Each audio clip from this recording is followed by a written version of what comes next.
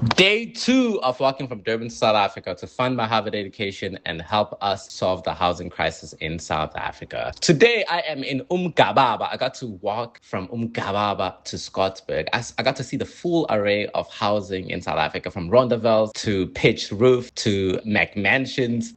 People are building, people are trying, and people are doing a lot of amazing work within tribal land. Now, what are the challenges? uMgababa was hit by a flood in 2020 as well as in 2022.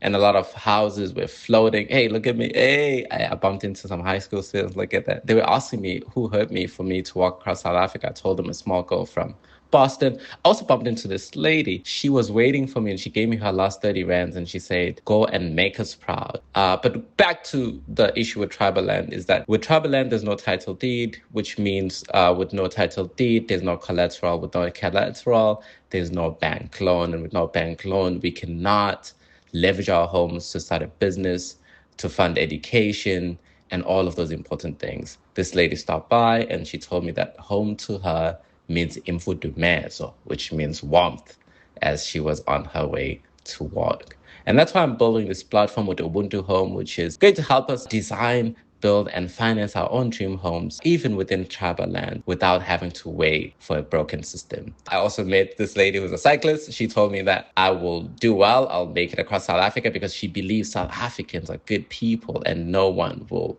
rob me.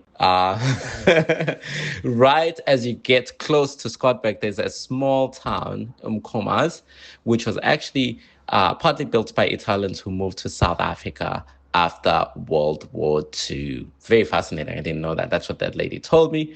And I kept walking, just scenic views. But I definitely started feeling my knees as I was going up those mountains. So I sat down, grabbed a protein bar, and questioned my life thoughts, my life decisions as I took out my shoes to feel if my toes were still there. You there? Right? What about the right side? Okay. Yeah, we're there. Cool. And then I just kept walking until I reached Scottburgh. Booyakacha. So as I was walking, thinking about what it's going to be like when I face 100 baboons in the Western Cape, boom, I got to see my sister and my brother. They drove by to give me some very needed refreshments. I'm really enjoying the privilege of having my family drive along at this point of the trip, because that won't be there next week. As you can tell, this is me struggling to get up to the mountain. But, you know, I am David Crockens.